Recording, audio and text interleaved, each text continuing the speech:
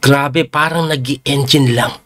Yan po yung nangyari sa laban ni Grandmaster Ian Nepomniachtchi at Grandmaster Bidit Santos Gorati dito po sa FIDE Candidates 2024 round number 4. Tingnan nyo yung nangyari, puti po dito si Nepo. Ang tinira niya po, E4. Si Bidit naman E5, Knight F3, Knight C6, Bishop B5, yan po yung tinatawag na Ruy Lopez na sinagot ng Berlin. At sa pagkakataong ito, pinasok ni Nepo yung Berlin na Rio Gambit, may pagka-drawish, kinaslingan lang eh. Ang nangyayari kasi dyan, paborito to ni Wesley Sosa Black. Kakainin po yung E4, libre. Magdi-D4 yan. Magna Knight E6, hitting the bishop. Bishop takes C6, pawn takes C6, pawn takes E5. Tatakbo yung kabayo sa F4. Kakainin yung Reyna. King takes Queen. At ito po ay popular na equal. Lagi pong tabla yan. At kung titingnan nyo mabuti, ang bilis tumira. 1 hour and 57 pa sila pareho eh. By the way, ang time control po nito, 2 oras po per player. Tapos sa move 40, magdadagdagan sila ng tig 30 minuto bawat player. Ito matindi. Wala pong increment ito until ma-reach sila yung move 41. Yung move 41, doon po magkakaroon ng 30 seconds increment. So, ibig sabihin, hanggang di sila umaabot ng move 41, walang increment ito. Kung ano yung natitirang oras, yun lang yun, wala na dadagdag. Kaya yung 157 na yan, pareho sobrang bilis tumira niyan, ibig sabihin. Ang nagpapatagal lang dyan siguro yung pagsusulat nila ng tira. Anyway, nag-Knight C3 po yan, yan yung main line. Bishop D7, nag-H3 lang, nag-H6, and then nag-G4. Hindi po tinira yung pinaka-typical na B3. Inatake yung kabayo, agresibo. Nag-Knight E7 po yan. At dito po, no, this is just move number 11 pa lang. At si Nepo sa move number 12, tumira na po ng nobility. Bagong tira to. Ang common kasi dyan, Bishop F4 eh. Meron din po Rook D1. Meron Bishop E3. Meron nagki-King G2. Pero eto, bago to ha. Tingnan nyo yung ginawa ni Nepo. Umatras yung kabayo sa H2. Mabilis tinira, 157 pa rin siya, no? Umatras yung kabayo sa H2. Ano bang idea niyan? Baka gusto pong mag-F4. Ngayon, sa novelty po ni Nepo na ito, napaisip ng matagal si Bidit. Ibig sabihin, hindi niya to alam. So, kinapa niya at ang tinira niya po, G5. Ayun, tagal nag-isip, mahigit 30 minuto. 35 minutes nga po ata yan, to be exact. Anyway, yung G5 is okay naman pero hindi yan yung best move eh. I-atras ko lang ng konti. No? Ang best move daw po dito, Knight D5, ipapalit mo yung kabayo. Pag kinapture niya, mapifix yung pawn structure mo. Pag hindi niya naman tinakes, aba, di ikaw kakain. So, madidelay po yung pagka F4. Anyway, nag-G5 nga. At yung G5, sinagot ng F4 ni Nepo. Number 1 engine mo, bilis pa rin tumira. So, kinapture po yan. Binawi po yan ng Bishop. And then, nag-Bishop E6. Pagka Bishop E6, Knight lang sa E4. Ang bilis pa rin ni Nepo. Yung kalamangan niya po, halos 50 minutes na. Nag-B6 lang po dito. Ito pong si Bidit, na sinagot ng Knight F3. Bumalik lang yung kabayo. Nag-C5. And then, nag-Knight F6. Pumasok yung kabayo na medyo gumamit na po ng oras dyan si Nepo. So, nag-isip na siya, no? So, dito po, nag-King C8 and then nag-King G2 si Nepo, activating lang ng King B7. Kailangan talaga yan para yung King maging safe at kahit papano yung Torre maigamit po dito sa D8 later on eh. So, ang ginawa po dyan ni Nepo, nag-King lang po sa G3. Sumusugot din yung King. Siguro ang gusto niya mangyari, dahan-dahan tumulak dito. Anyway, nag-A5 lang si Bidit. Nag-A3 naman si Nepo, tinirahan ng A4 ni Bidit, and then nag-Rook D1 na si Nepo, kinontrol po yung open file na D file. Nag-C6 naman, tamang develop lang. Ito pong si Bidit na sinagot ng C3. Aba, inantabayanan lang po siguro yung possible na talon. Bakit niya po kailangan bantayan yung talon ng D4? Eh, may mga bantay naman na Torre sa kakabayo. Kasi po, pagka Bishop E7, nag-Knight H4, aalis pala yung kabayo.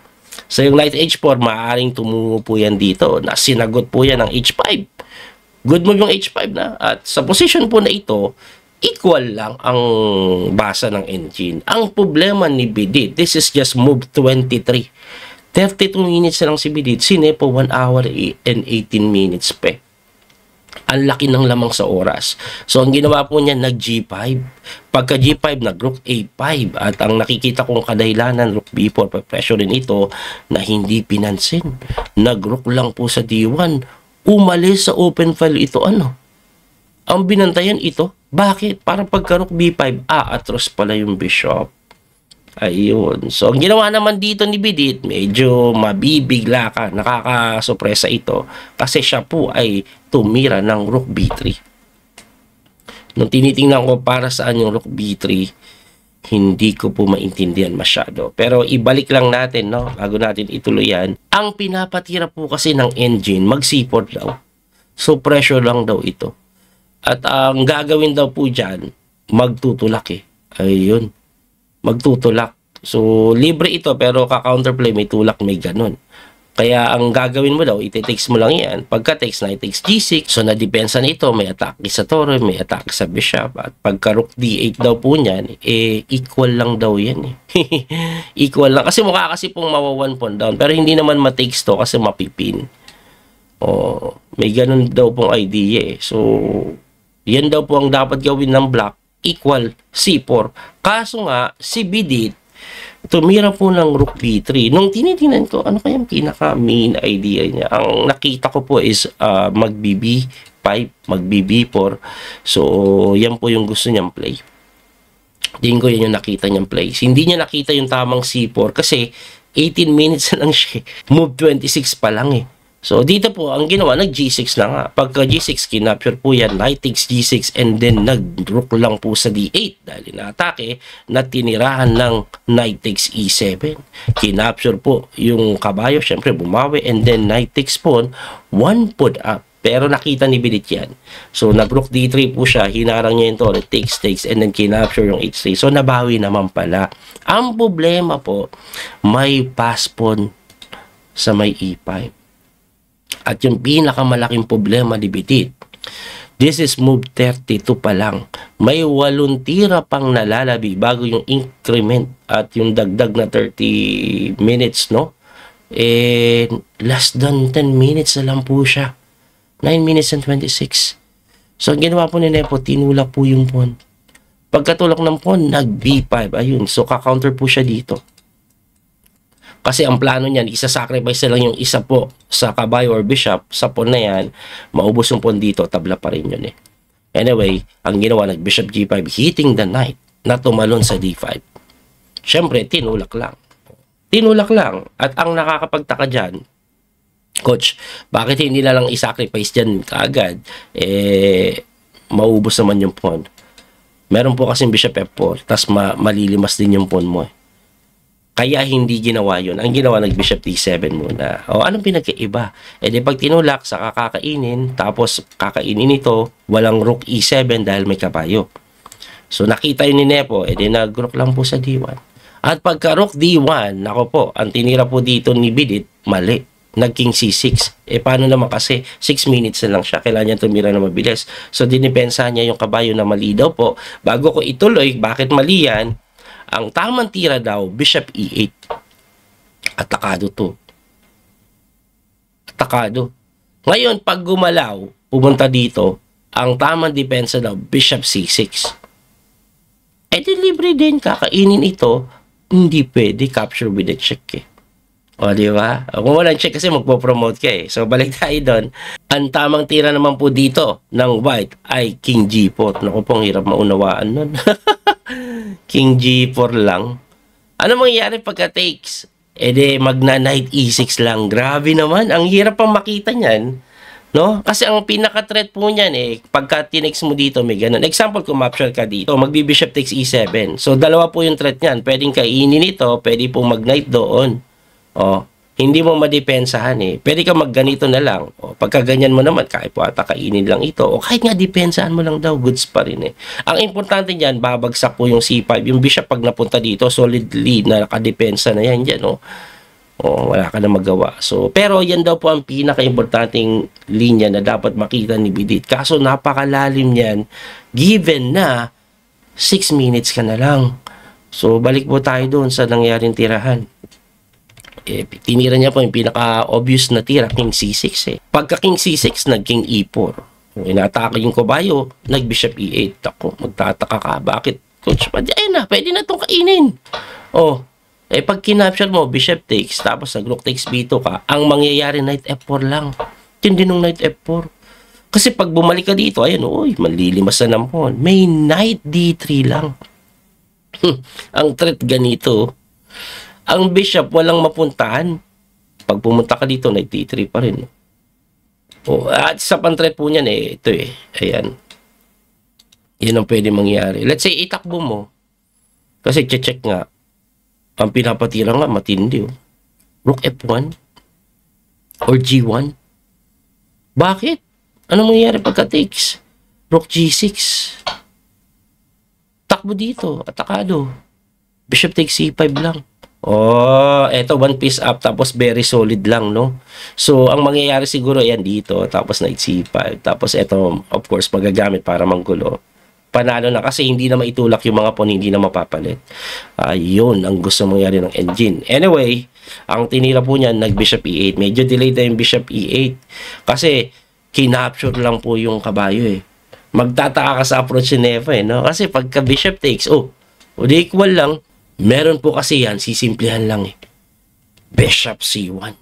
Grabe. Bakit? Anong meron? Depensado, wala na yung counterplay. Tapos, atakado pa yung bishop. Pag tsumay ka dito, akala mo babagsak yung tori. Hindi, kakainin lang yan dahil hindi mo makapture magpo-promote walang bantay. Kaya nag-bishop check na lang sa G6, nag-king lang sa D4, nag-B4 para ko counterplay. Kasi every time itutulak po yan, isa-sacrifice, uubusin yung pawn.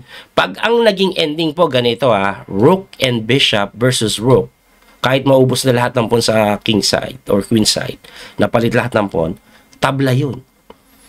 Kaso, sabi ni Nepo, etong sa'yo, king f6, grabe. Binigay yung tore.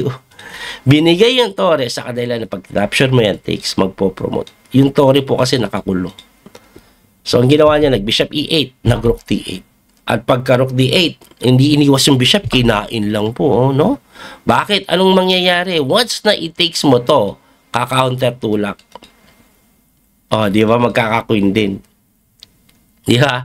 Medyo winning pa rin po siguro yun, kaso magkaka-counterplay pa. Sabi ni Nepo, ayoko namang counterplay mo. Kainin ko na lang yan. Huwag kang magulo. At pagka-takes, nag-bishop d7, natinirahan lang ng king f7, na pa-resign. Anong meron? Kakainin, promote. Ayun. Ngayon, coach, kainin lang siguro to. Para pagka-takes mo dyan, checkin lang kita.